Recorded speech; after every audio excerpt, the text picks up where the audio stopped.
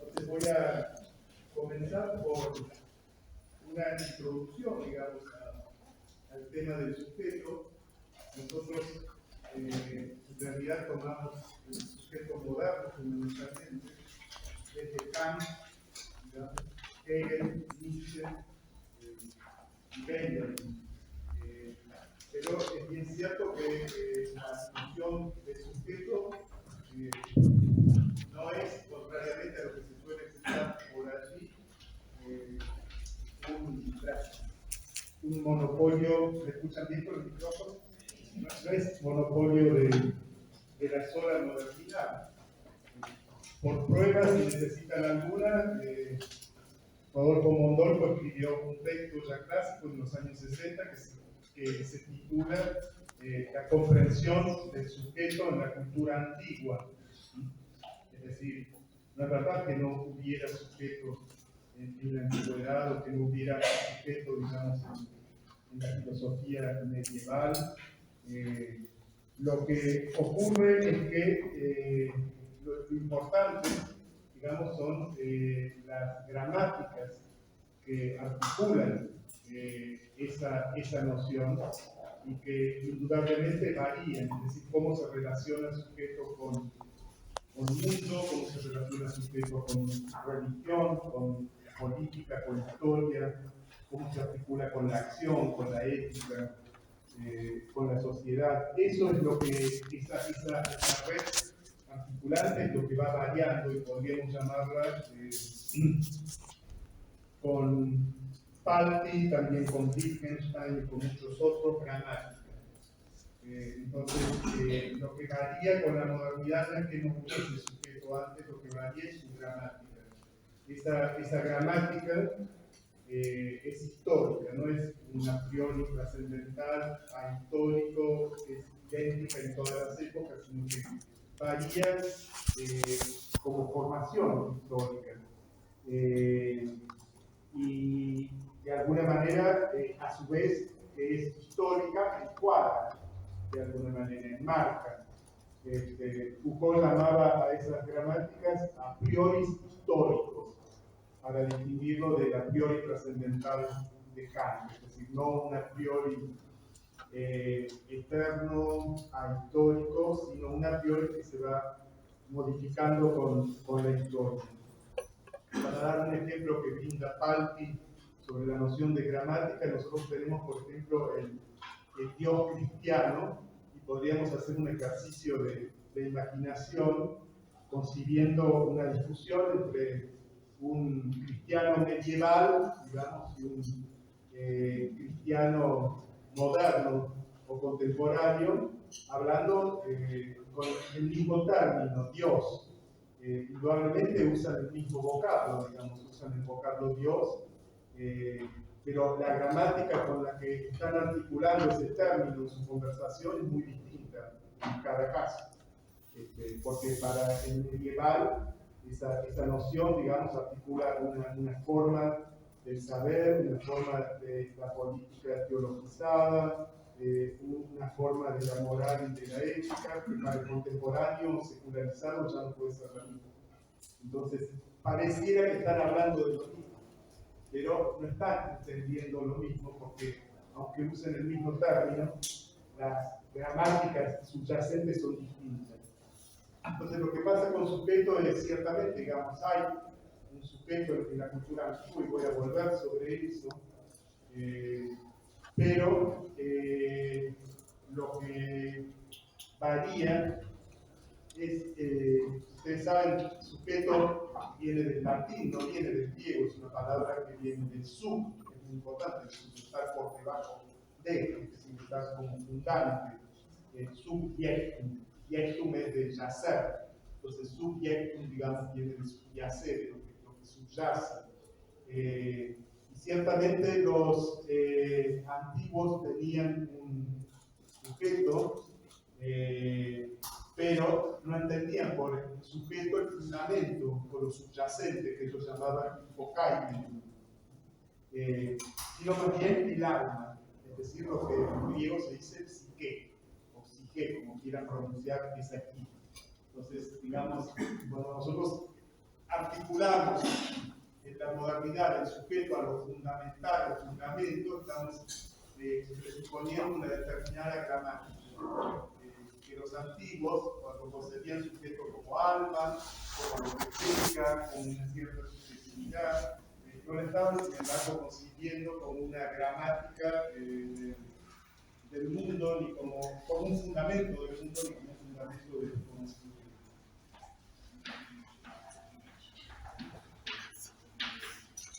Entonces tenemos subjectum, aquí digamos lo importante es Jesús, digamos, datos, su yacer. Y que en griego da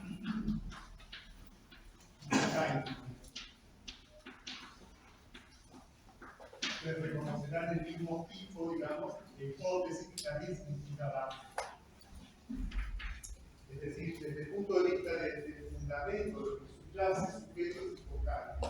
Lo que va a ocurrir con la modernidad es que se va a perder un arco entre el subjectum y el yo, la primera persona. Es decir, que el yo pasa a ser fundamento, sobre todo a partir de la filosofía cartesiana. Pero eso no es una operación antigua, justamente es una operación de la gramática moderna del sujeto. Entonces, tenemos que en la antigüedad el hipocaimenon por un lado y la psique, digamos, el alma por el otro lado. Y desde ese punto de vista, lo hipocaimenon no es un privilegio ni del yo ni del humano. Hay un hipocaimenon en el árbol, en la piedra, la sustancia misma, digamos, es hipocaimenon, y en ese sentido sujeto puede ser el tema, puede ser la materia, siempre lo que subyace. Y no como nosotros que estamos acostumbrados a entender el sujeto una inherencia antropológica, e incluso una inherencia egocéntrica. Eso no estaba, digamos, en la antigüedad. Me disculpo, pero no, porque estamos en pleno teórico. Después sí pasa por estos. Bien. Ahora, eso no quiere decir que no haya habido, como señalo, una subjetividad en el mundo antiguo. Si por subjetividad justamente entendemos una psicología, un modo de ver y de aproximar las cosas, un esquema de percepción. Por supuesto que los antiguos tenían eso, basta leer, digamos, cualquier diálogo de Platón o cualquier tratado de Aristóteles para ver, digamos, que lo tenían. Y justamente quisiera, para contrastar justamente con la modernidad, arrancar con un tema antiguo, donde hay justamente esta, sin la palabra subjetividad, entra en escena la subjetividad, entra plenamente en escena la subjetividad, pero entra en escena la subjetividad no como fundamento, por el contrario, entra en escena la subjetividad como error. Y es, por supuesto, ustedes ya lo saben, la alegoría de la caverna en ese texto, donde sujeto y subjetividad, digamos, entran claramente, digamos, en escena, pero lejos de ser el fundamento, entran allí, digamos, en escena como error. Platón, en efecto, reserva la contingencia, aquello que puede ser azaroso, que no es necesario, al mundo sensible, es decir, a los sentidos, la contingencia. Y extrae de esto una perspectiva bastante desoladora para este mundo, que queda degradado, ese mundo sensible, el mundo por el que olemos, miramos, tocamos, queda degradado al rango inferior de lo que él llama fenómenos, es decir, fainomena. Fainomena es una palabra griega que quiere decir justamente aparecer, las apariciones, eso es los fenómenos, digamos. Fainon es aparecer, el verbo aparecer. Es decir, las apariencias, es decir, el error, las sombras, por oposición al mundo de la luz, que es lo que llamaríamos el mundo inteligible de las esencias. Platón en realidad no habla de mundo inteligible, sino que habla de todos, del lugar, el lugar del inteligible. De las esencias, de las formas, el dos, de lo que es necesario y absoluto. Es decir, para Platón de la verdad. Los prisioneros de la caverna, el ayón en griego, de ahí viene espeleología. Los prisioneros de la caverna de Platón son quienes mejor expresan la condición de la vida en este mundo inferior, en que todo lo que es puede ser de otra manera. Estas criaturas en rigor son para Platón sombras o fantasmas. Fantasmario quiere decir simulacro. No es exactamente como veíamos el fenómeno, sino el fantasmario es el simulacro. Y en rigor su existencia carece de autenticidad y aparece como una suerte de existencia caída y degradada, casi en el límite de lo falso, de la inexistencia o de la irrealidad. Como señala un comentador de la caverna de Platón, comentador inglés que se llama Comfort, la caverna ilustra, dice, comfort the progress of mind from the lowest state of enlightenment to knowledge of the book. Es decir, el progreso de la mente desde el estadio más bajo de la ignorancia al conocimiento del bien. La figura de la caverna como una suerte de régimen de irrealidad procedía en el pensamiento antiguo, en realidad, de antes de Platón. Esa figura, digamos, de la caverna procede ya de los presocráticos. Ya Empédocles, en efecto, en su poema hablaba de los poderes que conducían el alma desde las galerías de la caverna hacia la luz. Una imagen que probablemente, según Comfort, fue tomada de los antiguos misterios, a través de los cuales los candidatos a la iniciación eran conducidos a la revelación de los objetos sagrados en el resplandecimiento de la luz. Eso está en un ensayo de Comfort que se llama The Republic of Plato, la República de Platón. Por ende, la antigua idea de que el cuerpo es una prisión en la cual el alma está encerrada. En griego se dice soma sema, soma es el cuerpo, digamos, sema es el encierro, es la prisión. La idea de que el cuerpo nuestro es una prisión en la cual el alma está encerrada y condenada por las faltas pasadas, es atribuida por Platón a los misterios órficos que vienen de Pitágoras. Por ende, una parte importante del sentido de la alegoría de la caverna resulta de la tensión y la aflicción causada por el pasaje desde la oscuridad en la que están nuestros sentidos, la inmediatez, a la luz. En rigor, la vida en la caverna no es propiamente una no existencia, sino más bien una no vida. Perdón, no una no existencia, una no vida, sino una existencia falsa, es decir, una vida falsa, es decir, una existencia en una no realidad, en una no verdad, en un régimen de simulacros. Esta modalidad contradice en principio una temprana advertencia de Parménides, a saber, Parménides decía que no ser no es, que no puede haber no ser. Pero precisamente en su diálogo tardío, el sofista, Platón rebate la posición de Parménides y plantea que de alguna manera el no ser es. Y eso es el error. El error es la forma que tiene el no ser de ser. Y la vida en la caverna sería ese error.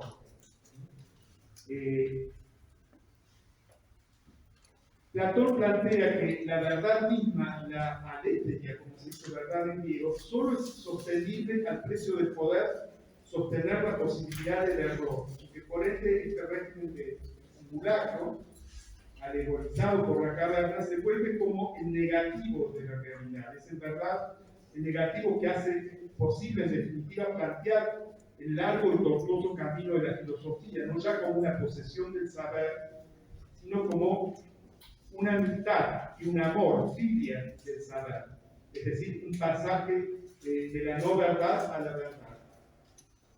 Este camino no es para Platón una salida inmediata de la caverna, no es un paso inmediato de la oscuridad a la luz. Hay una advertencia de Platón contra el intento de que las mentes no entrenadas ingresen inmediatamente en la discusión de los problemas morales y filosóficos, como pretendían en cambio los sofistas, y como el propio Sócrates ya había advertido. La advertencia de Platón se ilustra en la imagen del prisionero encandilado enceguecido por la luz del sol. Por ello, Platón propone 10 años de matemáticas para educar al intelecto en el razonamiento abstracto antes de que las ideas morales puedan ser introducidas en la escena de la vida. En efecto, hay que ver bien de qué se trata esto que llamamos aquí régimen de realidad en la caverna. En principio se trata de prisioneros físicos. Estos están encadenados desde su nacimiento, digamos, en la caverna. No recuerdan, digamos, un estado anterior en el que viviesen en Estados Unidos. Para ellos es la condición normal. No recuerdan otra condición. Están allí presos, y Platón nos dice que si se les ofreciera la libertad a estos prisioneros, muy pocos querrían aceptar el desafío. En efecto, pareciera que los prisioneros, aún en su condición de opresión, pueden hablar entre sí. Hay un lenguaje entre ellos. Se libran a toda suerte de juegos y certámenes, torneos, que los tienen bastante entretenidos y hasta felices en algún sentido. Son juegos donde las sombras y los simulacros desempeñan un papel central. Ustedes saben que la caverna funciona como un cinematógrafo. Están los prisioneros encadenados, no pueden dar vuelta la cabeza hacia atrás, pero atrás de ellos hay un foco, que es un fuego, y por delante de ese fuego hay unos señores que pasan por todo tipo de estatuillas, de animales, de hombres, de cosas, que proyectan las sombras, digamos, en la pantalla, que los prisioneros tienen al frente, que es una pared, o incluso algunos la piensan como el suelo mismo, digamos, y es lo que ellos ven. Entonces, ese pasaje es intermitente y permanente. Los certámenes consisten en anticipar las figuras que van a ir mirando y ver quién acierta más. Es decir, hay todo un juego de acierto y de error que son capaces de sostener en su vida común los prisioneros, y como no pueden ver otra cosa, eso es para ellos la única realidad. Podríamos decir que estos juegos juegan un papel central. En cierta manera, esos juegos han como formateado, permítame este término, la subjetividad, y ven claramente que hay una subjetividad acá en danza, han como formateado la subjetividad y la mente de los prisioneros. Es decir, podríamos, usando un término que no es de Platón, hablar acá de una formación de la subjetividad, es decir, de una subjetivación, interpolando allí un término que es del siglo XX, que pertenece al vocabulario francés, de la segunda mitad del siglo XX, que es la idea que el sujeto no es simplemente la causa de las acciones, sino que es también un efecto, una formación. Y acá vemos claramente una subjetividad que ha venido formándose, digamos, y que está allí en ejercicio, formateado. Es decir, que no solo tenemos subjetividad, que es el modo de ver que tienen esos prisioneros, sino que tenemos una subjetivación. Esa subjetivación es también el deseo de seguir jugando el juego. Sí, no, de ninguna manera, porque me interrumpe el teórico. Vengan 5 minutos antes de terminar.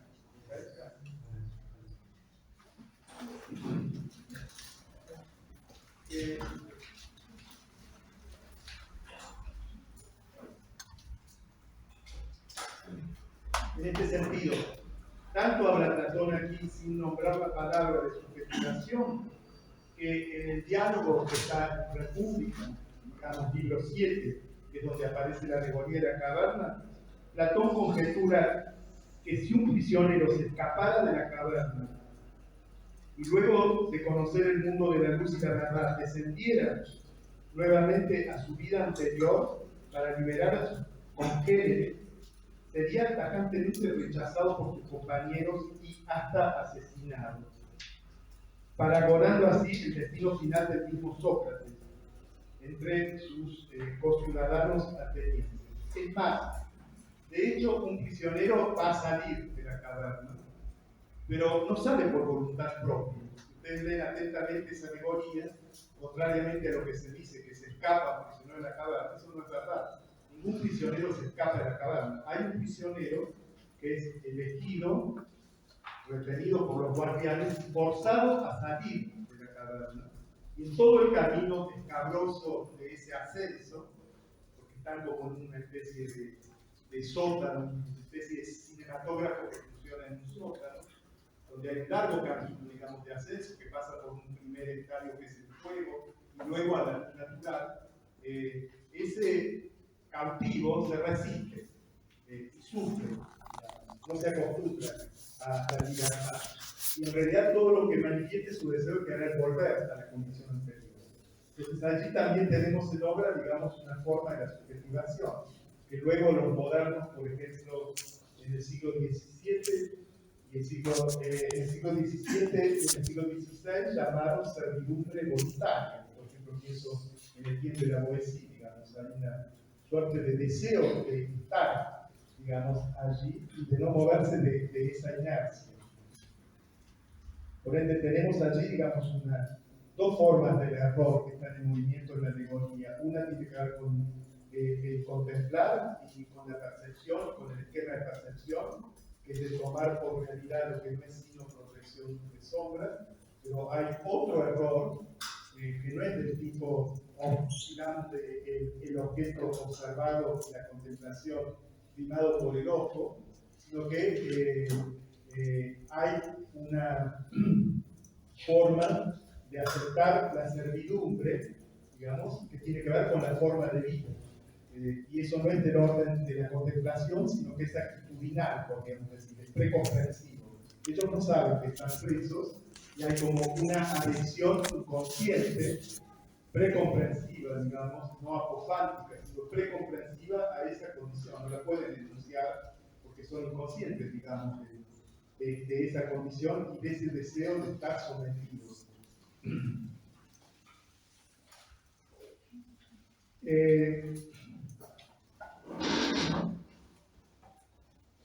Por ende, la alegoría de la caverna, y esto hace su fuerza, no solo ilustra el pasaje de la sombra a la luz, como suele enfatizarse en los cursos introductorios de filosofía, sino también la caída, podríamos decir, el enajenamiento, alienación de la existencia en un régimen de sombras y de no verdades, es decir, lo que podríamos llamar, con muchos términos, existencia inauténtica, enajenada, inexistencia, de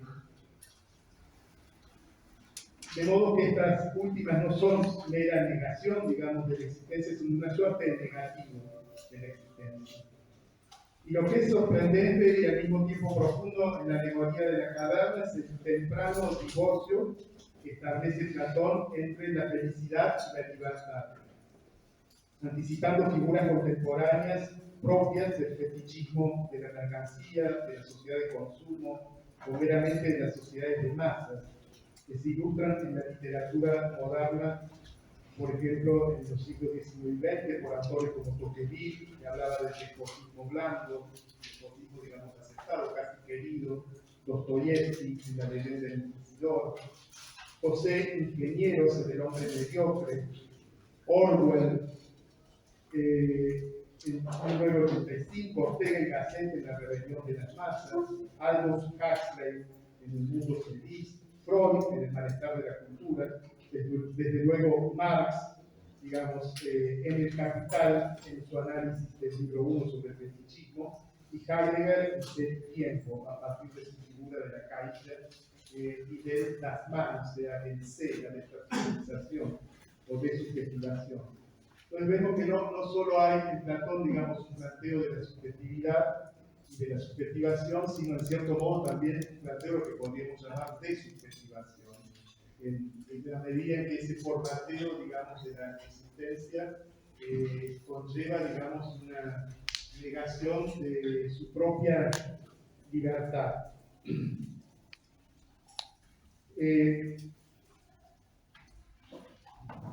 Bien, voy simplemente en este sentido a complementar, a hacer un salto de tigre y a complementar este texto de Platón con un texto de la literatura que es quizás conocido por algunos de ustedes, que es un clásico, que es un pasaje de Dostoyevsky, de los hermanos Karamazov, que se llama La leyenda del Inquisidor. No sé cuántos leyeron los hermanos Karamazov. ¿Nadie leyó esa novela de Dostoyevsky? Es un clásico que invito a leer, digamos, bastante fundamental, además de muy bello y muy atrapante. Crimen y castigo. ¿Sí? Entonces, la leyenda del Inquisidor, voy a anticipar de qué se trata, pero van a ver que hay un tema, digamos, donde hay una cierta afinidad con la temática platónica de la caverna.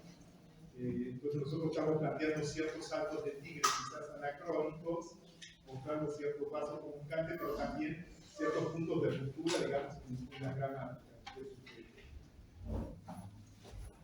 De lo que se trata, digamos, en la leyenda del Inquisidor, es una leyenda medieval española donde se aparece en un pueblo de Sevilla Jesús en persona, bajo la Inquisición, donde hay un gran inquisidor, donde hay toda la represión que conlleva la Inquisición, y lo paradojal de la leyenda es que ese señor que tiene justamente por función la salvaguarda del ideal católico, del ideal cristiano, digamos, a rajatabla, y la represión de todo lo que lo contradice. Sin embargo, frente a la aparición de la figura de Jesús en persona, en la cual el gran inquisidor reconoce que Jesús ha vuelto. Sin embargo, en vez de aceptarlo, digamos, y de someterse, en realidad lo va a volver a mandar, digamos, por segunda vez bueno, acá no es la cruz, sino a la hoguera, y va a ordenar que se lo quede vivo a Jesús. No por pensar que sea un impostor, sino precisamente todo lo contrario. Entonces, esa paradoja de por qué el gran inquisidor, digamos, ordena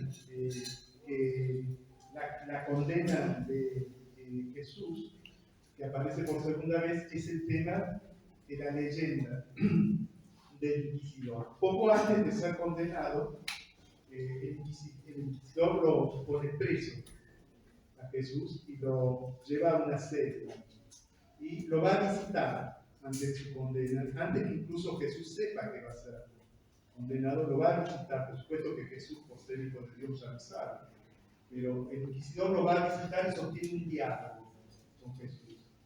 Ese diálogo es lo que en la novela de Dostoyevsky se llama la leyenda del gran inquisidor, que uno de los hermanos Karamazov, Iván, que es el hermano de alguna manera más lúcido intelectualmente, pero también moralmente más condenable, cuenta a otro hermano, que es un poco el santo, llamado Alyosha. Entonces, eso es lo que les voy a leer. Entonces, habla, Dostoyevsky pone que el hermano le dice a Alyosha, digamos, que comenta este episodio, y pone en boca del inquisidor lo siguiente. O sea, el que habla ahora es el inquisidor que está hablando con Jesús. Y dice lo siguiente, el inquisidor explica lo siguiente: tú no quisiste privar al hombre de su libertad y repeliste la tentación. Te horrorizaba la idea de comprar con panes la obediencia de la humanidad. Contestaste que no solo de pan vive el hombre. Sin saber que el espíritu de la tierra, reclamando el pan de la tierra, había de alzarse contra ti, combatirte y vencerte, y que todos le seguirían gritando: nos ha dado el fuego del cielo. Nos ha dado el fuego del cielo. Sabemos mentir. Sin nosotros se morirán de hambre. Su ciencia no les mantendría. Mientras gocen de libertad les faltará el pan, pero acabarán por poner su libertad a nuestros pies, clamando cadenas y pan. Nos admirarán, seremos sus dioses. Una vez sobre nuestros hombros la carga de su libertad, una vez que hayamos aceptado el cetro que, tanto será el miedo que la libertad acabará por dominarles, nos ofrecerá. Y reinaremos en tu nombre sin dejarte acercar a nosotros. Ponías la libertad por encima de todo. Cuando si hubieras consentido, le dice el inquisidor a Jesús, si hubieras consentido en tornar panes las piedras del desierto, hubieras satisfecho el eterno y unánime deseo de la humanidad, y hubieras dado un amo, el más vivo afán del hombre libre es encontrar un ser ante quien inclinarse. Cada pueblo se ha creado un Dios y le ha dicho a su vecino: adora a mi Dios o te mato. Y así ocurrirá hasta el fin del mundo. Los dioses podrán desaparecer de la tierra, mas la humanidad hará de nuevo por los ídolos lo que ha hecho por los dioses. No hay, te repito, continuó el inquisidor, un afán más vivo en el hombre que encontrar en quien delegar la libertad de que nace dotada tan miserable criatura. Sin embargo, para obtener la ofrenda de la libertad de los hombres hay que darles la paz de la conciencia. Si hubieras escuchado lo que se te proponía, hay sobre la tierra tres únicas fuerzas, continuó el inquisidor, capaces de someter para siempre la conciencia de esos seres débiles e indómitos, haciéndoles felices. Esas fuerzas son el milagro, el misterio y la autoridad. Y tú no quisiste valerte de ninguna. Cuando te dijeron por burla: baja de la cruz y creeremos en ti, no bajaste. Entonces tampoco quisiste someter al hombre con el milagro, porque lo que deseabas de él era una creencia libre, no violentada por el prestigio de lo maravilloso, un amor espontáneo, no los transportes serviles de un esclavo aterrorizado. En esta ocasión, como en todas, obraste inspirándote en una idea del hombre demasiado elevada. Han pasado 15 siglos, porque esto era en el medioevo español. Han pasado 15 siglos, dice el inquisidor. Ve y busca. ¿A quién has elevado hasta ti? El hombre, créeme, es más débil y más vil de lo que pensaba. ¿Puede acaso hacer lo que tú hiciste? Le estimas demasiado y sientes por él demasiada poca piedad. Le has exigido demasiado. Tú que le amas más que a ti mismo. Debías estimarle menos y exigirle menos. Y eso es lo que hemos hecho en cambio nosotros. Hemos corregido tu obra, la hemos basado en el milagro, el misterio y la autoridad. Y los hombres se han congratulado de verse de nuevo conducidos como un rebaño libre, por fin, del don funesto que tantos sufrimientos les ha causado. Dime, ¿hemos hecho bien? ¿Se nos puede acusar de no amar a la humanidad? Pregunta el inquisidor a Jesús. ¿No somos nosotros los únicos que tenemos conciencia de su flaqueza? ¿Nosotros que, en atención a su fragilidad, la hemos autorizado hasta para pecar, con tal que nos pida permiso? Júzganos si puedes y te atreves. No te temo. Yo también he estado en el desierto, dice el inquisidor. Yo también me he alimentado de langostas y raíces. Yo también he bendecido la libertad que les diste a los hombres y he soñado con ser el número de los fuertes. Pero he renunciado a ese sueño. He renunciado a tu locura al sumarme al grupo de los que corrigen tu obra. He dejado a los orgullosos para acudir en socorro a los humildes. Lo que te digo se realizará. nuestro imperio será un hecho. Te repito que mañana, a una señal mía, verás a un rebaño sumiso echar leña a la hoguera donde se ha de morir por haber venido a perturbarnos. ¿Quién más digno que tú de la hoguera? Mañana te quemaré. Bueno, ese es el fin del pasaje de la leyenda del Inquisidor. De Dostoyevsky, como les decían los hermanos Karamazov. Encontramos una afinidad clara entre la tensión interna que movilizan estos dos textos, la alegoría de la caverna y la leyenda. Tensión entre, por una parte, la verdad y la libertad, y por la otra, la felicidad asociada al simulacro y a la servidumbre. O más precisamente, la servidumbre voluntaria, como les dije, un tema ya claramente desarrollado por el tiempo de la Boétie en el siglo XVI, en un ensayo póstumo que publica Montaigne, que les invito a leer, no tiene más de 50 páginas. Y se llama Tratado de la Servidumbre Voluntaria, que no lo leí. Bueno, dejo momentáneamente este tema, donde tenemos entonces un esquema, digamos, de la subjetividad que está funcionando allí, digamos, como error, como distorsión, y también de la subjetivación.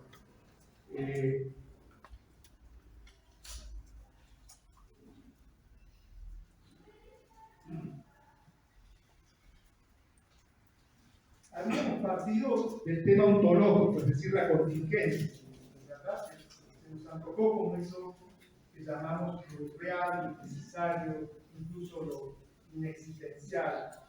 Y recalamos ahí en Platón y en su alegoría de la caverna, quedando envueltos no solo en el tema ontológico, sino en el tema moral, que es el tema de la servidumbre, no solo física y externa al individuo, sino la servidumbre mental.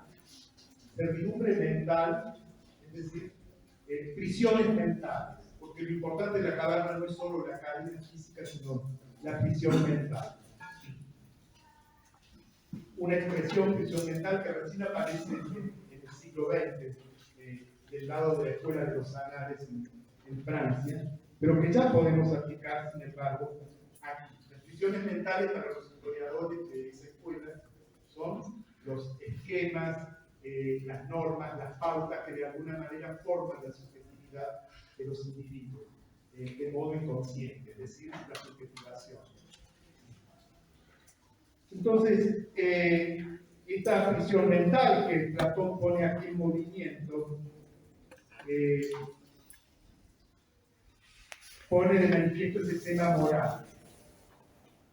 Y aparece en Platón a través de un dualismo y una polarización entre un mundo sensible y contingente y un mundo absoluto correspondiente a las esencias. No está claro hasta qué punto Dostoyevsky sigue a Platón por la senda de este mismo dualismo, y tampoco está claro que haya un solo Dostoyevsky, no como propone Rastin, por ejemplo, una polifonía de voces diferentes, de fugas y contrafugas, que hablan por Dostoyevsky, de suerte que Dostoyevsky quedaría simultáneamente cindido entre una miríada de voces contradictorias, ya en la voz del inquisidor, o en la de Iván, o en la de Alyosha, o en el silencio de Jesús, porque Jesús no responde al inquisidor. Lo que simplemente nos importa aquí es la emergencia de algunas de esas voces, en algunas de esas voces de una oposición entre una vida interior e inmediata en el reino de los deseos sensuales, ese pueblo que quiere paz, y de una felicidad basada en su satisfacción, contra el dominio de una verdad y de una libertad que trascienden la satisfacción natural y que definiría un régimen de verdad. Y lo que nos importa aquí es que este esquema dualista, entre tanto, desde el mismísimo siglo XIX, ha sido a su vez duramente atacado por otros filósofos y poetas como Baudelaire y Nietzsche, quienes reformulan radicalmente el tema de la contingencia De modo que esta figura, en vez de quedar asociada a la irrealidad y a la inexistencia o a la existencia inauténtica, quedará asociada por el contrario a la posibilidad de la acción, de la creación misma y de la renovación del artista y del hombre de acción. Sin poder aquí extenderme, sobrevolarme, referirme brevemente a Nietzsche, quien verá en los dualismos de tipo platónico la expresión más bien del nihilismo, es decir, invierte el esquema, en los términos de una evasión del mundo y de una negación de la vida. Nietzsche es otra voz polifónica de Dostoyevsky que nos llega aquí desde el fondo del abismo que ofrece la lucha de voces y de posiciones que desgarran interiormente la problemática que estoy poniendo aquí en movimiento. Para Nietzsche, el platonismo es una forma de nihilismo. Nietzsche va a ser otro de los autores que vamos a estudiar acá. Una forma de nihilismo.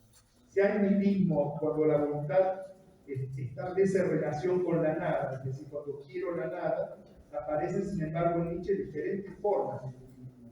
Una de las formas del nihilismo se expresa en la conocida fórmula no creo en nada, distinguiendo el creer que, creo que sale el sol, del creer en. El no creer en nada tiene que ver para Nietzsche con no creer más en ningún valor. Ahora bien, el platonismo para Nietzsche se conecta con una forma que él llama nihilismo activo. Es decir, que hay una creencia en algo, y esto es lo que lo hace más sutil al nihilismo platónico para Nietzsche. No es que no haya creencia en nada, hay una creencia en algo. Hay una creencia en otro mundo. Una creencia en otro mundo. En la trascendencia. Y esto es principio y fuente de valor. Pero esta creencia implica que el mundo sensible, es decir, el mundo en el que estamos, el mundo de los sentidos, el mundo material, el mundo sensual, es despreciado y depreciado. Despreciado en el sentido de que le damos en cuenta, digamos, la mirada, y depreciado en el sentido que le sustraemos valor, lo que conlleva entonces desprecio y depreciación de la misma existencia, de la misma vida finita, a través del postulado platónico de la trascendencia. Entonces, este no sería un nihilismo pasivo de no creer en nada, sino creer en algo, pero que está más allá de lo material, más allá de lo sexual. Sería eso para mí una forma del nihilismo, una forma muy sutil del nihilismo. Dentro de esta misma estructura, el cristianismo, para Nietzsche, es decir, ese cristianismo que ilustra el Inquisidor de la figura casi pura, de asceta de Cristo, que se deja matar para no tentar a través de la herramienta del milagro y de poderes sobrenaturales, digamos, a la multitud. Ese nihilismo, ese cristianismo, Nietzsche lo llama un platonismo para el pueblo. Es la expresión que Nietzsche usa. Platonismo para el pueblo.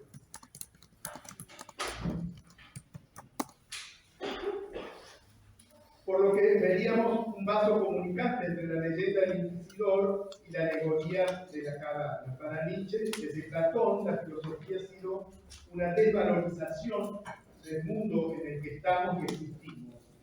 La posición nihilista se expresaría en la sentencia de que nuestro mundo, no debería existir.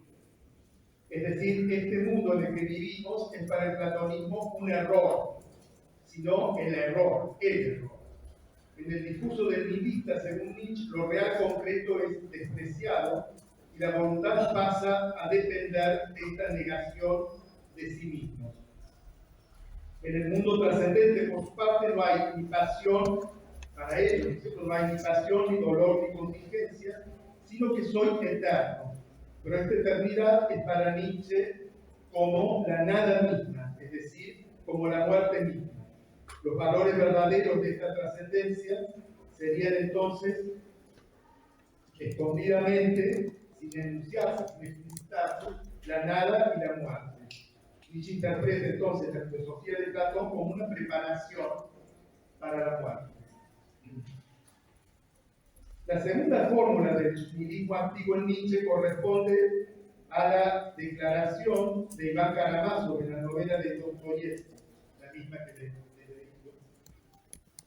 En otro episodio, Karamazov dice: si Dios ha muerto, todo está permitido. Si Dios ha muerto, todo está permitido. Para Nietzsche es una forma de nihilismo, porque bajo esta forma nada tiene valor, es decir, todo es equivalente. Ya no hay un mundo trascendente ni valores trascendentes, sino el fin de todos los valores. Es, según Nietzsche, la segunda forma del nihilismo activo, que corresponde a lo que él llama nihilismo crítico.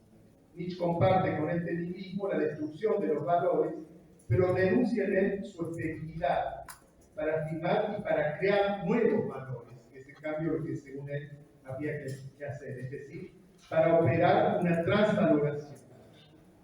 Finalmente, la tercera forma de nihilismo, que Nietzsche llama nihilismo pasivo, corresponde al budismo, como una suerte de nihilismo fatigado, al budismo, como una suerte de nihilismo cansado, donde la nada es el sujeto de la voluntad y donde en rigor ya no hay más voluntad. Corresponde a la figura de quien está tranquilo en su casa y no hace absolutamente nada.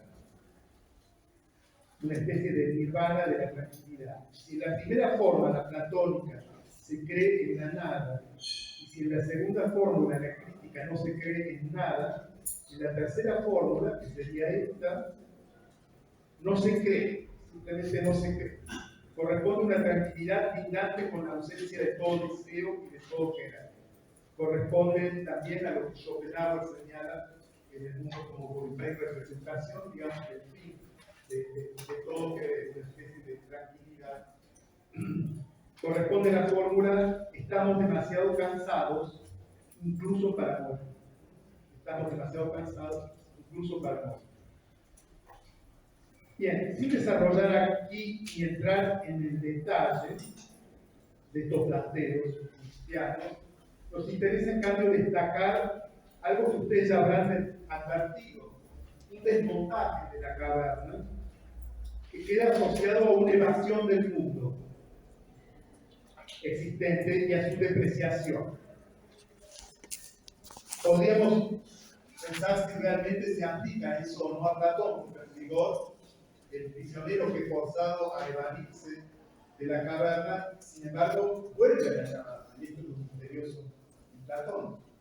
Emprende un regreso a la caverna, porque considera que carece de sentido, a pesar del gozo espiritual, estar solo, digamos, frente a la luz. Entonces hay un trabajo casi de parresía, como diría Foucault, de diálogo en torno a la maldad, que está abajo y vuelve. Es ahí donde aparece justamente el problema de la desconfianza, porque lo que va a suscitar ese prisionero inmediatamente es desconfianza en sus congéneres. Incluso el episodio termina en la insinuación de que va a ser matado, digamos, el prisionero, cuando le señala a los otros que viven en lo falso. Platón deja ahí claro que no es a través de una enseñanza directa e inmediata, sino de un cambio de formas de vida mucho más lento que lo que imaginaba ese que vuelve. Es decir, no rechaza el retorno, sino que ese retorno tiene que hacerse de alguna otra manera. Es decir, no solo en lo apofántico, declarar discursivamente o proposicionalmente que están en lo falso, sino acostumbrarse nuevamente a la vida abajo. Lo que ocurrió con ese prisionero que vuelve, que era totalmente torpe en su readaptación al mundo inferior. Le erraban todo, en todo aquello en que antes acertaba, porque se había acostumbrado a la luz. Entonces, los otros se le burlan, desconfían de él, y cuando encima él les dice que él, sin embargo, es portador de la verdad, esa desconfianza ya se vuelve condena. Y por ende hay un error casi político en este prisionero que vuelve. quizás una alegoría o una metáfora de lo que pasa también con Platón en Sicilia, donde sus propósitos políticos fracasan 2 veces. Y también tendría que haber quizá transitado dialécticamente de una condición a la otra y no bajando en la inmediatez, digamos, la verdad. Por ende, cabría decir que la evasión estricto sensu no es tal, porque el prisionero en rigor vuelve, digamos, a su condición. No se vale simplemente el mundo exterior, lo dejo planteado. En todo caso, si hay un desmontaje del dispositivo de la cabeza, que queda plasmado en la idea de que el mundo sensible, el mundo material, el mundo contingente, la subjetividad sensual es un error. Lo que Platón está queriendo decir, porque lo importante no es simplemente la caverna en sentido literal. Platón mismo señala que la caverna no es sino una alegoría y establece los criterios de comparación.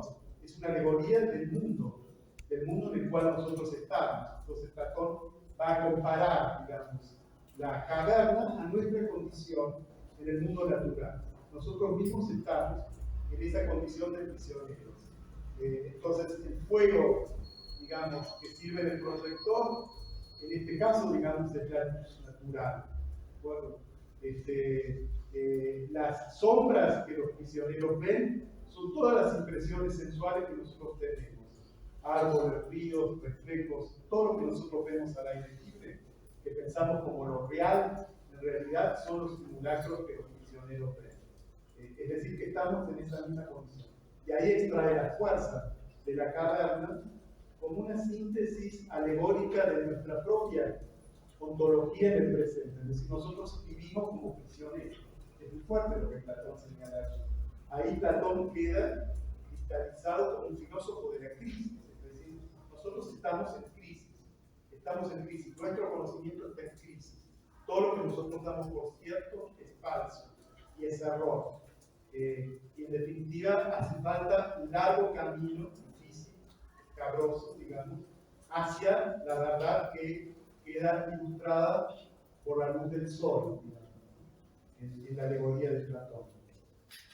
Por consiguiente, es en el fondo las cosas reales, lo que en la caverna son las cosas reales que los prisioneros no pueden dar directamente, corresponden en el esquema de analogía de Platón a las ideas.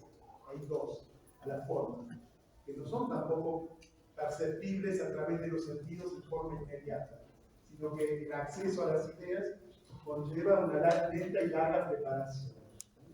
Y por encima de todas esas ideas, la verdad, digamos, que es el sol mismo, que correspondería en la alegoría a la idea de bien. Esa idea de bien sería, digamos, la correspondencia con el sol. ¿De acuerdo? Entonces, nosotros vivimos en el ocultamiento, es decir, la verdad está para nosotros mismos ocultada. Y lo que emprende el prisionero es un desocultamiento. Bueno, esto es lo que Nietzsche intenta desmontar.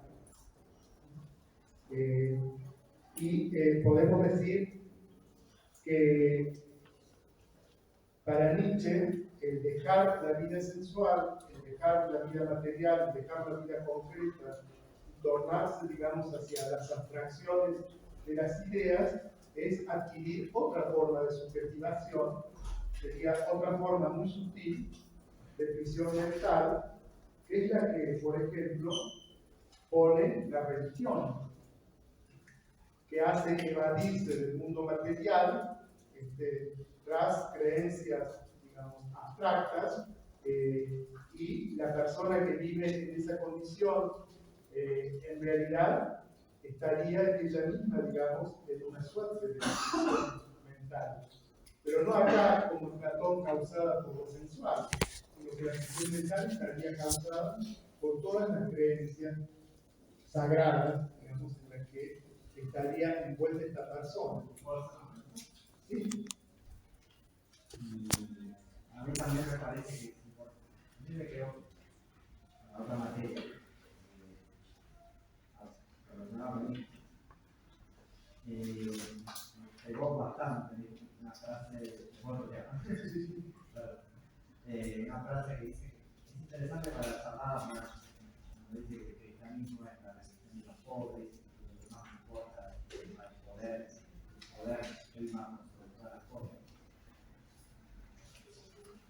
Dios no es nada, y que Dios, no quiero que la cabeza con nadie, ¿no?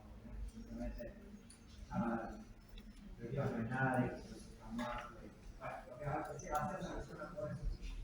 Pero la pregunta que me hago y te hago es también, ¿por qué la caracterizaba como la religión de los pobres? Porque lo que leí, ¿viste? No quiero seguir avanzando mínimamente a lo que estaba diciendo.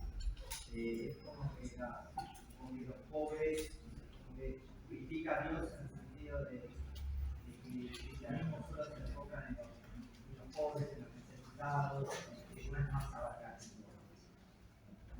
una abarcar a otros sectores.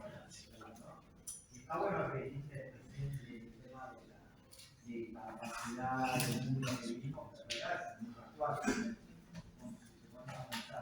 Te doy un ejemplo. Podría ser un ejemplo más real, concreto. Te metes en Instagram, te metes en Facebook, te metes en cualquier cosa. Y a mí me pasó. A mí me gusta, me acuerdo que no, Henry Reis, digo bastante las películas, programas. Y más allá del algoritmo, matemático, toda la estructura interna de Instagram, me llamó mucho la atención que aparece la hicieron agregar cuentas para pero todas las cosas tienen un patrón en común. Nombre y 3 números que le siguen aleatoriamente. ¿Entendés? Y vos te preguntás, ¿esta persona es verdadera, falsa, camina en mucha falsedad?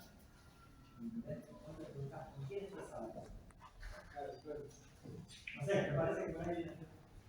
Bueno, ahí conlleva, digamos, una forma de la desmaterialización que es el mundo virtual, ¿no? También en algún sentido, no en el sentido que está planteando Nietzsche, en otro sentido que también se genera, digamos, a través de la vida virtual, una suerte de desmaterialización. La cual, efectivamente, aquí, digamos, la forma de evasión sería, por ejemplo, algo de lo que mucho se habla mucho, digamos, del individuo que no se habla con los vecinos de París, pero está en cambio todo el día chateando con la India, con Afganistán o con quien fuera, digamos, pensando que están personas en carne y hueso, pero que desaparecen del día a la mañana, digamos, como si nada, si no puede generar, digamos, realidad corpórea, material con ellos, y tampoco formas de fidelidad real, porque esos son como bichos de luz que aparecen y desaparecen. Entonces, efectivamente, ahí se da algo de lo que es la figura de la evasión. No conocí lo de religión de los pueblos, lo que sí conozco, digamos, es que el cristianismo, no conozco la expresión religión de los pueblos, pero es un platonismo del pueblo, un platonismo popular, y eso Nietzsche lo señala porque. No, porque claro, sí, porque cuando hablaste de creencias, yo no hay varias personas que están atrapados en las creencias y no viven en el mundo real. Bueno, ese tema justamente, porque justamente quería señalar que este tema, en el último tercio del siglo XIX, ha sido muy frecuente en la literatura, en Feuerbach, en Marx, en Flaubert, denunciar la idealización religiosa en los términos de la construcción de un mundo abstracto que sirve para evadir los problemas del mundo concreto. Por ejemplo, no necesariamente es una religión, digamos, revelada como las religiones monoteístas que conocemos. Por ejemplo, en la novela Bovary de Flaubert, Madame Bovary, lo que hace allí un papel de una suerte de encantamiento es la literatura romántica, en la cual la persona, digamos, queda totalmente fascinada, muy lejana a su propia vida real, que era un pueblo de provincia, en la Normandía francesa. Ese romanticismo, en cambio, la atrapa como un ideal, al punto que va a intentar imitar a los personajes románticos de sus novelas de escuela secundaria. Ya había hecho una escuela en un internado, donde pasaba toda la escolaridad leyendo esas novelas, serían nuestras series televisivas. Y ese intento, de alguna manera, la lleva a una forma de subjetivación que va a combinar en un suicidio, porque también es un fracaso brutal. Entonces ahí tenemos planteada, digamos, esa idea de una cierta forma de ficción mental, digamos, que permite, digamos, una evasión efectivamente de lo concreto, ¿no? Y que podría darse de distintas maneras, se puede imaginar en la religión, pero también en todas formas de fetichismo, en todas formas de cierta, digamos, sí, encierro o imaginamiento, digamos, de creencias, ¿no? Entonces, que permite debatir los problemas, digamos, del mundo material. Entonces, la crítica de Nietzsche al platonismo y al cristianismo como forma de platonismo popular compartiría este mismo patrón, digamos, ¿no? Entre tanto, digamos, queda allí también planteado el tema de la contingencia. En realidad, la contingencia pasa de condición negativa en Platón, una condición negativa porque se opone a lo necesario, se opone a lo eterno, a una suerte de, al contrario, en Nietzsche, condición de la acción. No hay acción sino en la contingencia. La contingencia hace posible la acción. Si todo fuera necesidad, no habría posibilidad de la acción, porque todo estaría ya funcionando de manera encadenada y automática. Entonces, es importante que haya contingencia para que la acción sea posible. Condición de la acción, pero también de la creación, también de la existencia misma, digamos, ¿no? La existencia queda planteada gracias a la contingencia, digamos, como contingente, como movimiento, y no como una permanencia eterna, es decir, como un mero vegetal, como un mero estado. Entonces, la transvaloración, hay una transvaloración de la contingencia que queda firmada. Si podemos ponerlo así, es lo que se expresaría a través de ese estilo que cobra ítem con la filosofía desde finales del XIX. Por lo que nace, podríamos decir, la homolacidad, la segunda mitad del siglo XX. Es decir, podríamos decir que si el actor histórico de Platón es la idealidad y la necesidad para que haya justamente verdad de alguna manera y para que haya una reconciliación con la verdad, el a priori histórico, digamos, en Nietzsche es por el contrario la contingencia.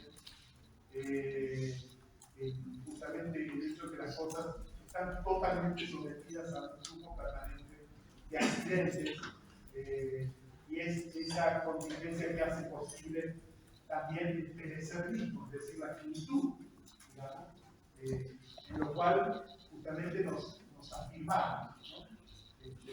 Estoy pensando en una película de Godard que se llama A Bout de Souffle, un aliento, en la que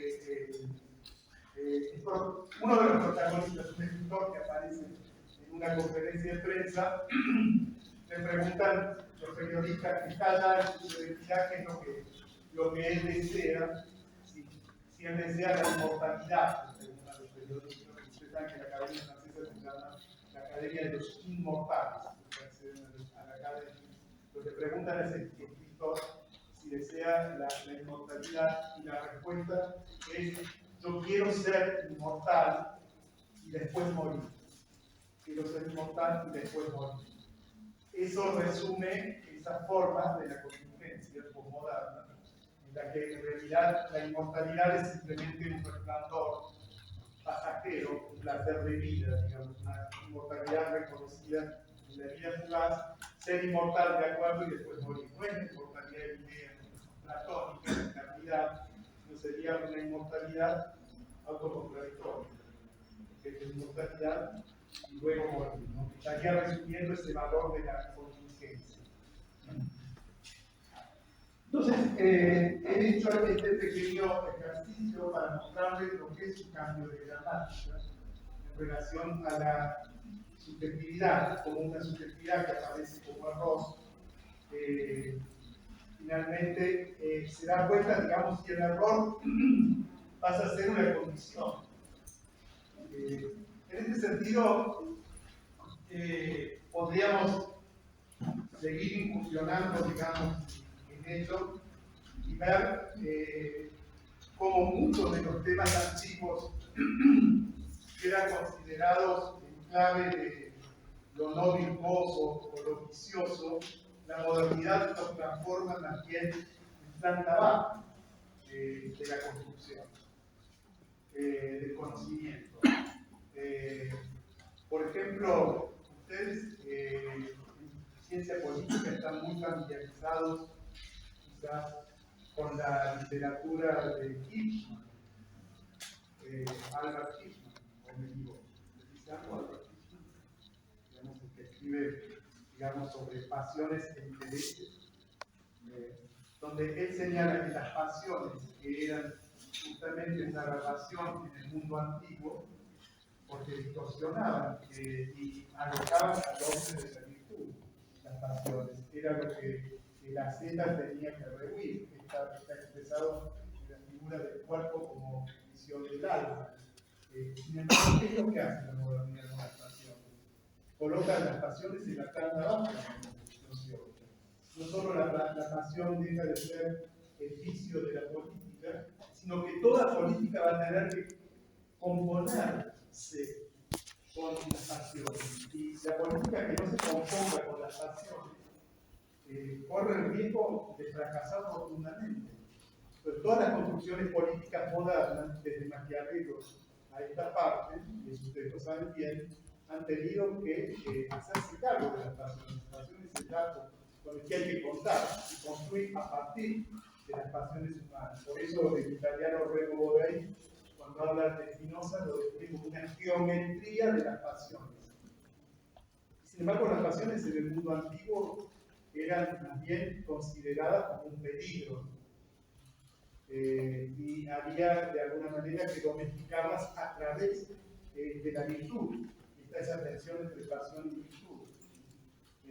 Ahí estamos en lo mismo, es decir, aquello que es vicio o error en el Platón, digamos, pasa a ser acá, pasa a formar parte, digamos, de la planta baja de la construcción teórica. Entonces ahí vemos ese cambio de gramática que nosotros a través de este curso de filosofía vamos a querer ilustrar, porque lo que cuenta no es que haya sujetos, ciertamente tiene razón Mondolfo, hay sujeto, hay psique, hay alma, hay incluso una noción griega antigua del pecado, como bien muestra un poco la hermenéutica del sujeto, pero las gramáticas van.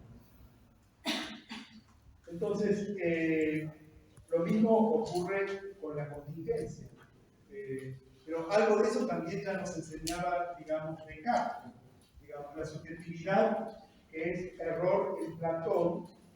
En Descartes, digamos, la subjetividad, el parecer, digamos, la ilusión, el fenómeno, la apariencia, pasa a ser el fundamento, porque Descartes dice que de ahí que tenemos que partir la comitatio del pensamiento. No es en Descartes meramente el pensamiento abstracto. Cuando se encierra, digamos, en implementaciones metafísicas, duda hiperbólicamente de todo. Dice, bueno, estoy dudando de todo, pero algo hay.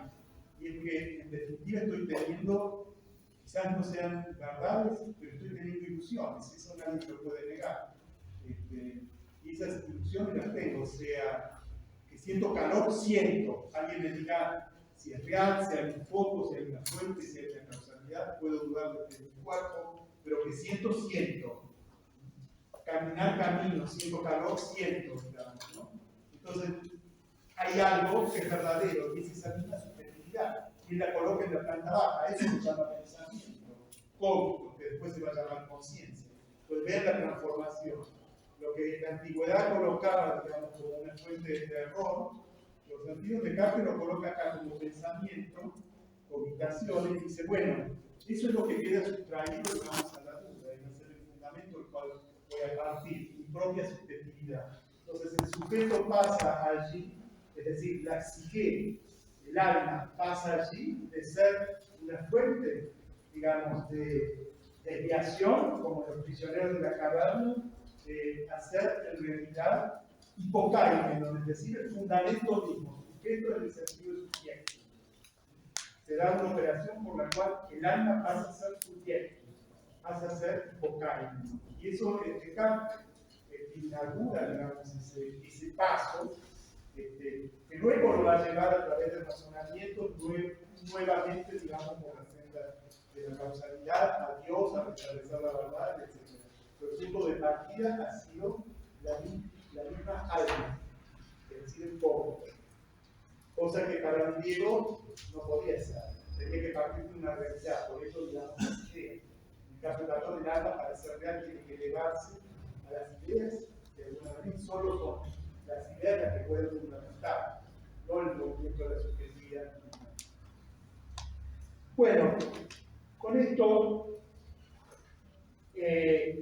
podríamos pensar que la misma existencia también da un vuelco en su propia gramática, porque en la metafísica escolástica del medioevo, ¿qué es existir? ¿Qué es ser? Ser es lo que son las ideas, es la realidad. Eso es ser. Está muy claro. La realidad idéntica a sí misma, eterna e invariable, y eso es el ser. Y nos preguntamos, ¿qué es la existencia? Eso que llamamos existir. ¿Alguien sabe de dónde viene la palabra existir? ¿Qué significa existir y qué significa estar? Bueno, ex también es una palabra latina que significa afuera. Y sisto es un verbo latino que significa poner. Entonces, existir sería algo así como sacar o poner afuera.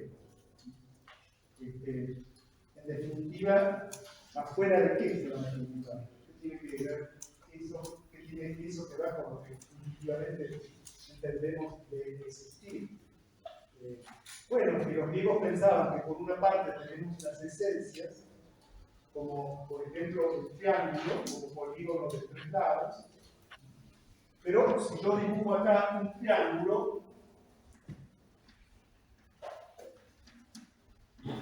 este es el que existe, este que tiene el efecto que está con tiza totalmente dibujado. Es decir, ahí tenemos el caso singular. Él existe, la esencia que es perfecta, ideal, es. La forma es, la esencia es. Pero esta existe. ¿Por qué le he puesto afuera? Porque estoy poniendo en el espacio-tiempo, en un espacio-tiempo particular, contingente. Yo ahora agarro y lo borro. Ya no existe más, pero la esencia no la puedo borrar. La esencia está. Así desaparezca el mundo. Así haya un agujero negro que se trague todo. No podrá tragarse la esencia. Digamos. Que para la metafísica es eterna. Ella no desaparece. Es la idea, la forma. ¿De acuerdo? Entonces, por eso el existir es un poner afuera. Es decir, poner afuera quiere decir traer, digamos, al espacio-tiempo concreto. Ahora bien, en ese sentido, el árbol tiene una esencia, pero ese árbol que estoy mirando existe, es lo que se da, lo concreto. ¿De acuerdo? Ahora, también allí va a haber un giro, un cambio de la gramática. Porque conforme, esto es lo que les dije recién, la existencia es pura metafísica medieval. De hecho, para los medievales Dios no existe, porque Dios no está fuera en el espacio contingente. Dios es esencia pura. Lo puro es esencia, digamos. Existo yo, existe Sócrates, pero no existe, digamos, la idea pura.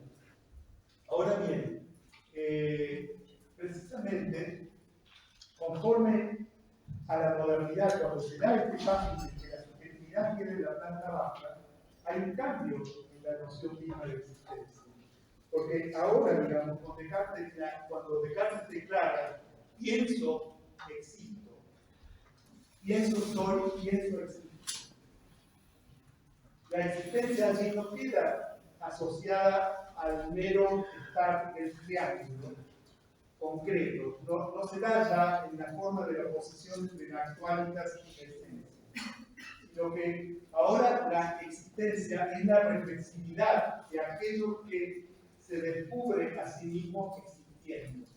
Porque el cogito no es simplemente el hecho que sienta calor, que sienta que camine, que toque, que sienta, que tenga esas cogitaciones, sino que al tenerlas se sabe teniéndolas. Es decir, esa forma que se llama reflexividad. Entonces, el existir queda asociado en la modernidad, ese existir que fundamenta, queda asociado a un sentir que se sabe sentir, un pensar que se sabe pensar, que es autotransparente, que se llama reflexividad.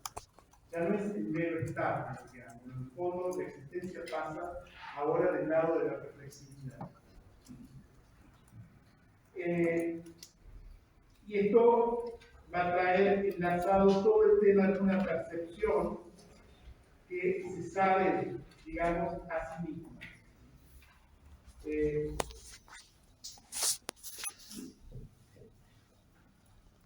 Allí también vamos a tener cambios, movimientos,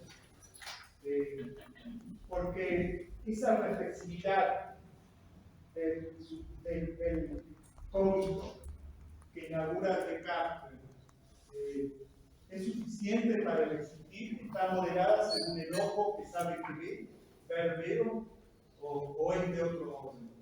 Y vamos a ver justamente cuando pasemos de Kant a Hegel, que para Hegel el modelo, digamos, de la percepción no es suficiente para la existencia, pero realmente fundamental para la existencia no es la percepción, para el existir mismo de la criatura justamente en el aquí y en el ahora, en el aquí y en el mundo.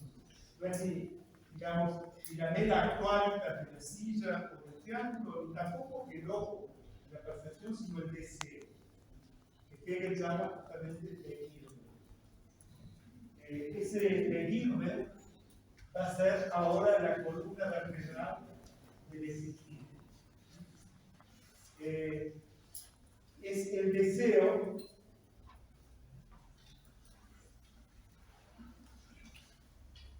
que primero aparece como un deseo animal, digamos, de consumir, pero que termina siendo un deseo humano que es el deseo del deseo, es decir, el deseo del deseo del otro.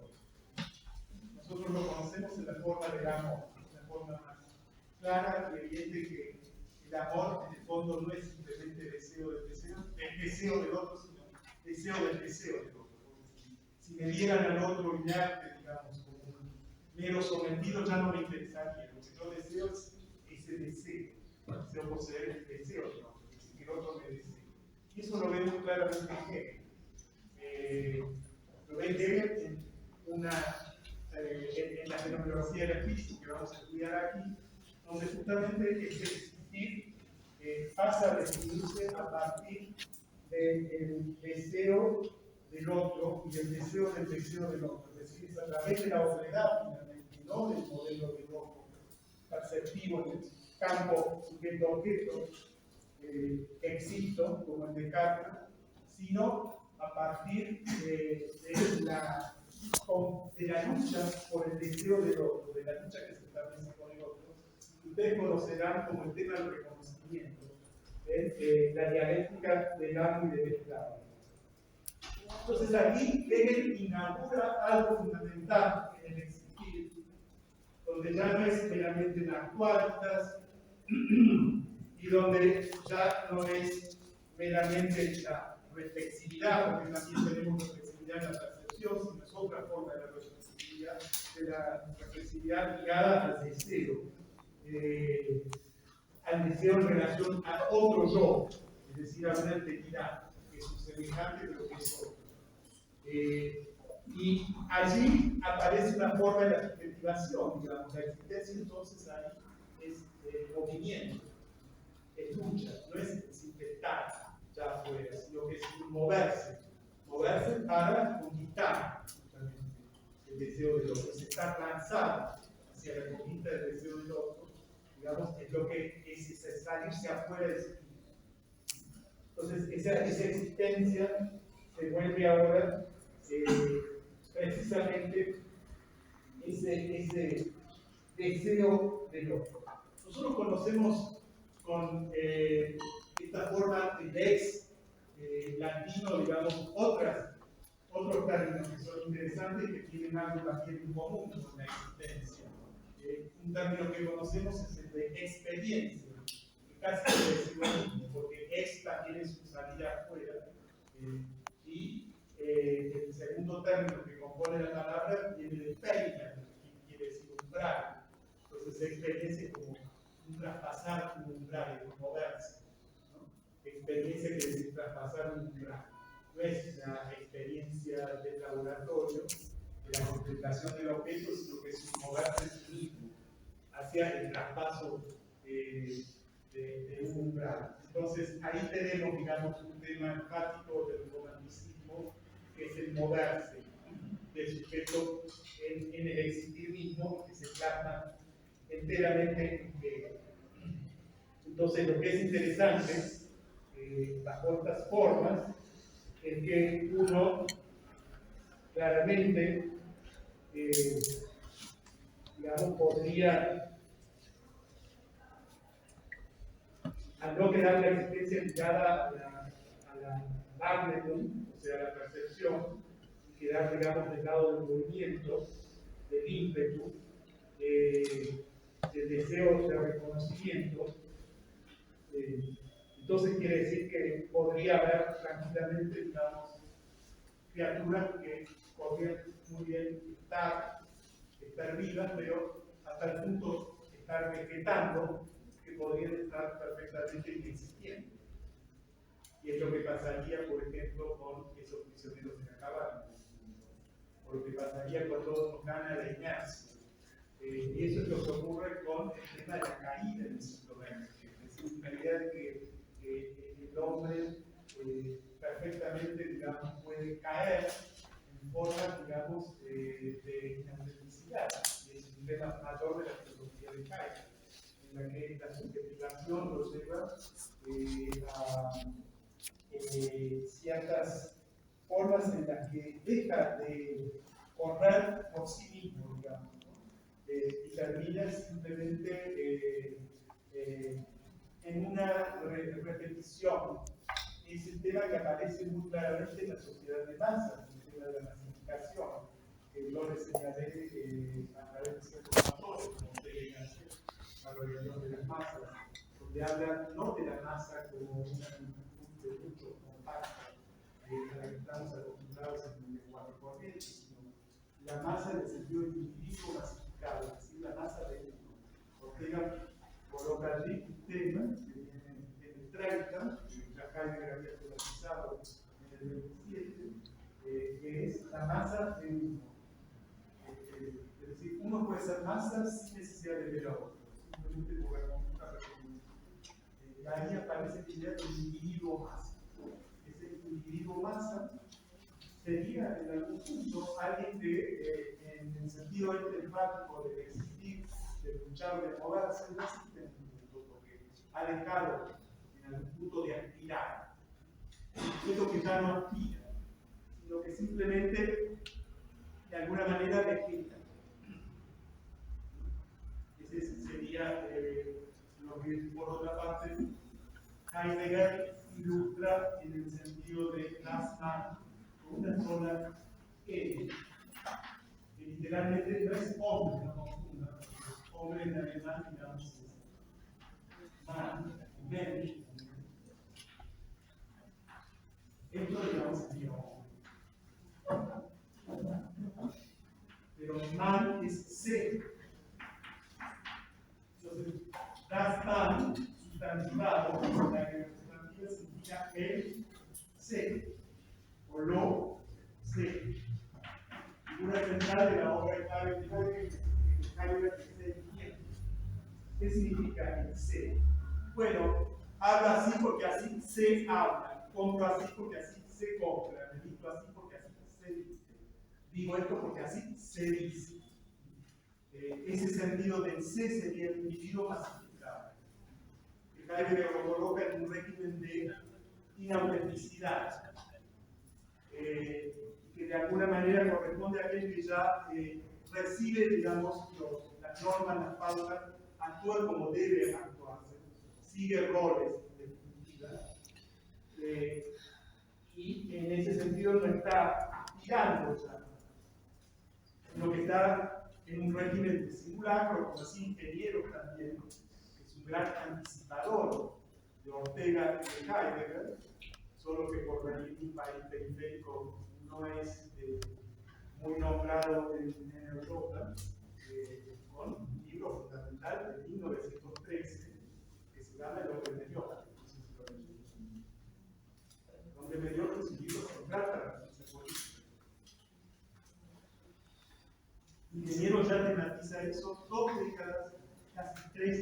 Ortega, y dos y algo antes de Heidegger, el hombre me dijo que también es el determinismo más. El que bien lo llama el hombre carbón. Y por si fuera poco, otro sociólogo argentino, Ramos Mejía, también lo trabaja en virtudes argentinas. No sé si ese texto lo dice. Ramos Mejía es el mismo texto, aparecen en la sociología del último tercio del XIX, también de la mano de algunos italianos como Spinelli, que también lo utilizan con la temática del feminismo. Y acá lo traen claramente los filósofos, lo que se llaman los filósofos psiquiatras, los sociólogos psiquiatras, que son Ramos Mejía, Ingeniero, fundamentalmente, y luego Alejandro Horn, que trabajan en estos temas. Bueno, acá se da esto, digamos, interesante, que ya Hegel inaugura como ese deseo de deseo que hace al ímpetu del existir por vía del deseo de reconocimiento, y que, como les digo, va a ser recibido plenamente en la filosofía de la existencia del siglo XX. Heidegger va a hablar de Dasein, que es un término para decir el existente del hombre, como Geborgenheit.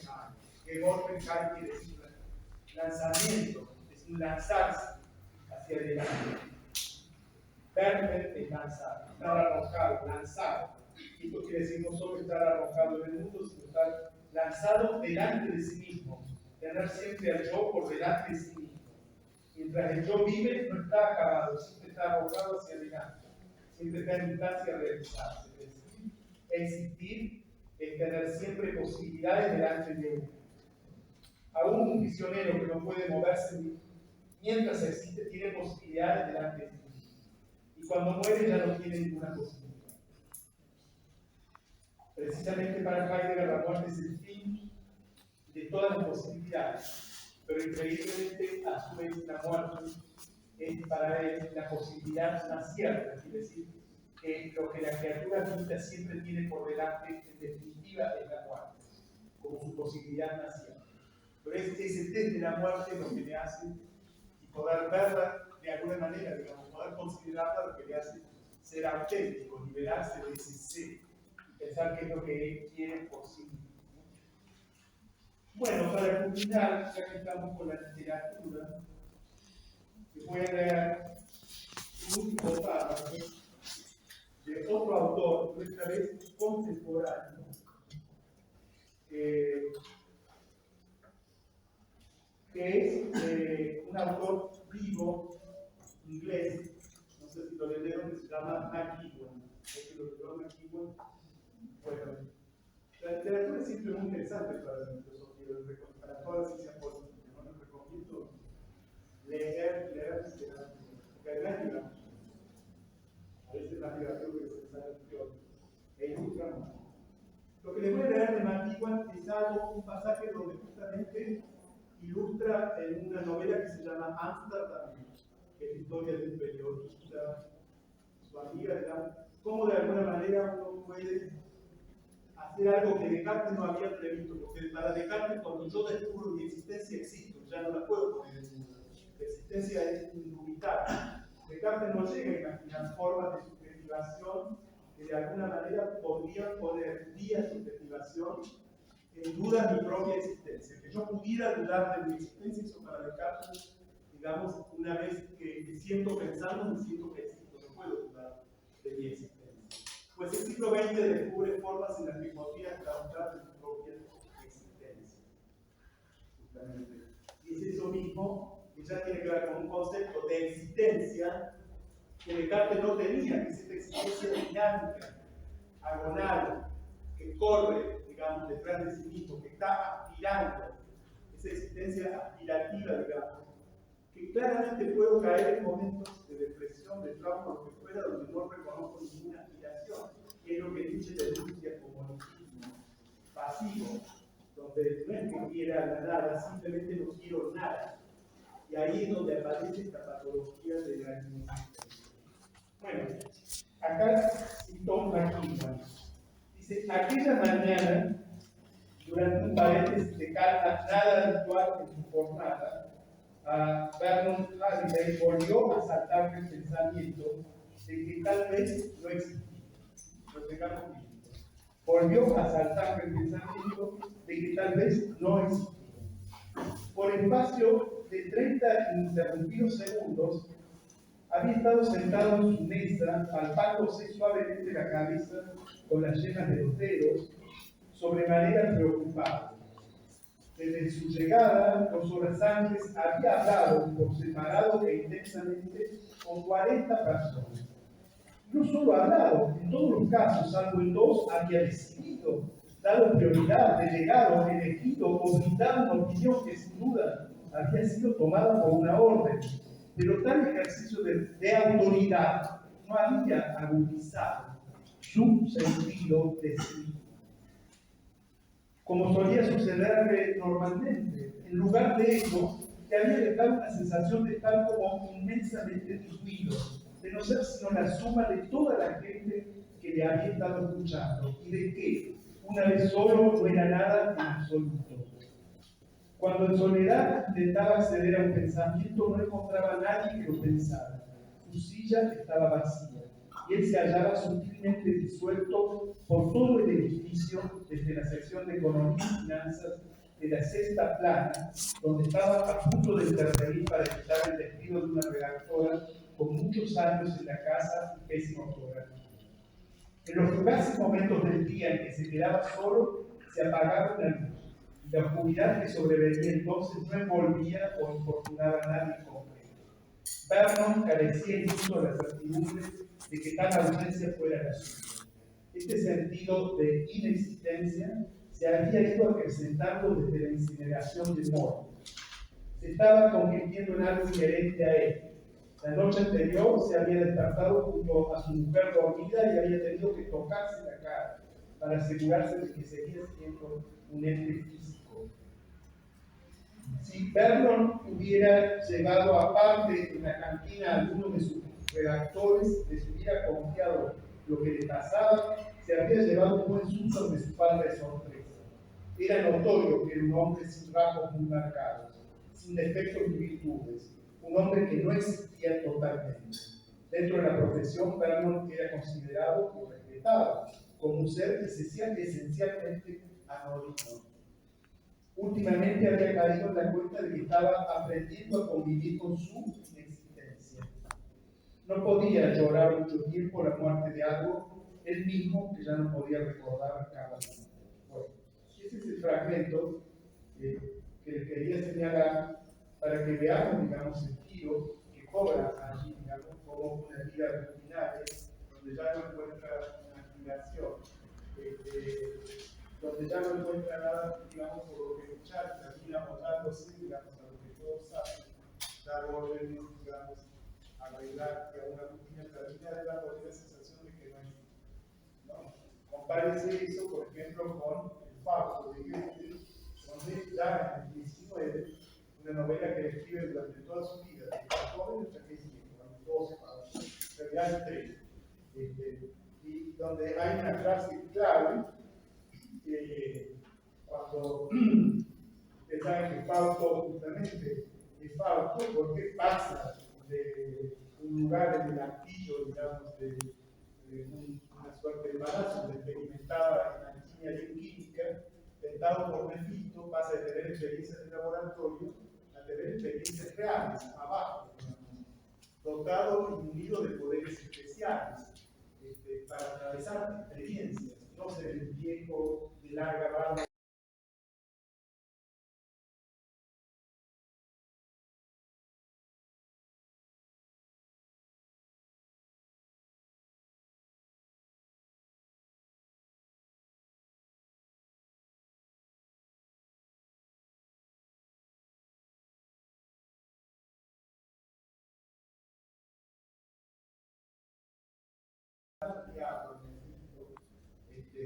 Que la barra en el piso quiere decir, y al igual que Fausto quiere comercio con el bien y con el mal, porque lo que importa es la experiencia. No importa que sean moralmente santas o demoníacas, lo importante es transitar por la experiencia, tener experiencia, ¿no? Finalmente Fausto muere y hacia el final, esto está ya en la última razón del Fausto de Goethe, el coro de ángeles, entre las que están Margarita, que era la mujer amada, digamos, por Fausto, Greta, se pregunta qué hacer con el alma de este señor. Va a quedar, porque estaba pensada, ¿no? Condenada. ¿Va a ir al infierno o se salvará el cielo?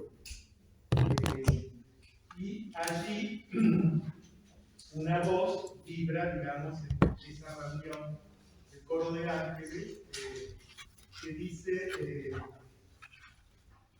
der niemand werden sich vermut, wenn dürfen wir los. ¿Entendieron? Bueno, aquel que se ha esforzado tanto,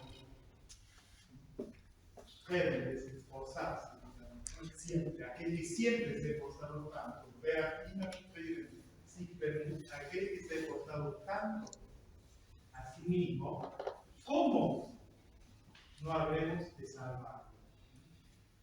O a ese que nos está permitido.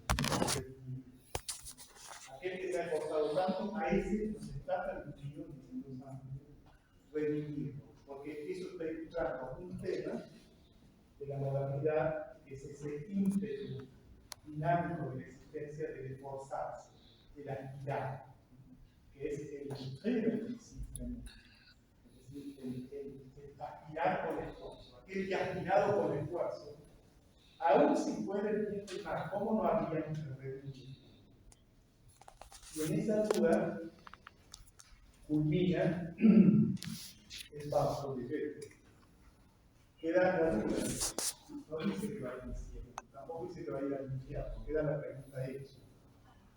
Quizás la respuesta no la del siglo XIX, de la novela, venga un tiempo después, en el siglo XX, donde esa aspiración es valorada en sí misma por el romanticismo de Goethe, esa aspiración que el romanticismo de Hegel y Goethe alzan y realzan como lo más propio y auténtico de lo humano, del existir humano. Sin embargo, en el 20 generan monstruos, generan también formas perversas como fueron el totalitarismo, la reivindicación y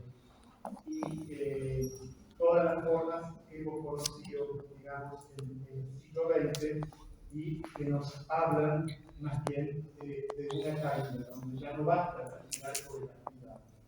Por ello, una de las respuestas a la pregunta del alma de Fausto puede ser Kafka, en el sentido de que allí justamente vemos que el ideal romántico de la aspiración de experiencia ya no basta, digamos, para la redención, porque se ha perdido algo, entre tanto, que se ha quebrado, que nos ha dejado asolados en una perspectiva, en lo que ya la experiencia en sí misma no basta, porque la misma experiencia ha caído.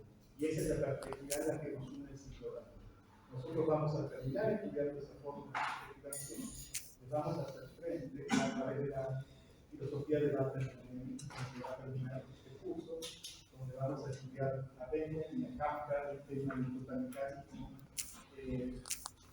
la guerra y la crisis misma de la experiencia romana.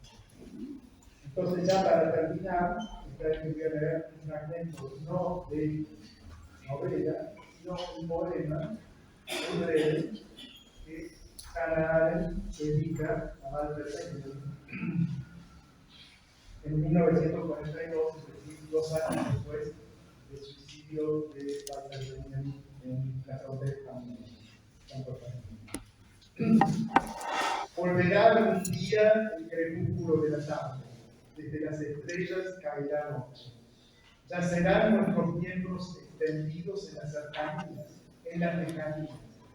De las oscuridades suenan breves y melodías. Para perder la costumbre, agucemos el oído, rompamos al fin las tiras. Voces lejanas, cercanas a la ficción, aquellas voces de aquellos muertos que enviamos por delante como heraldos para que nos guíen en el sueño. Entonces, el miércoles que viene a las 19 horas van a tener el primer teórico sobre Kant.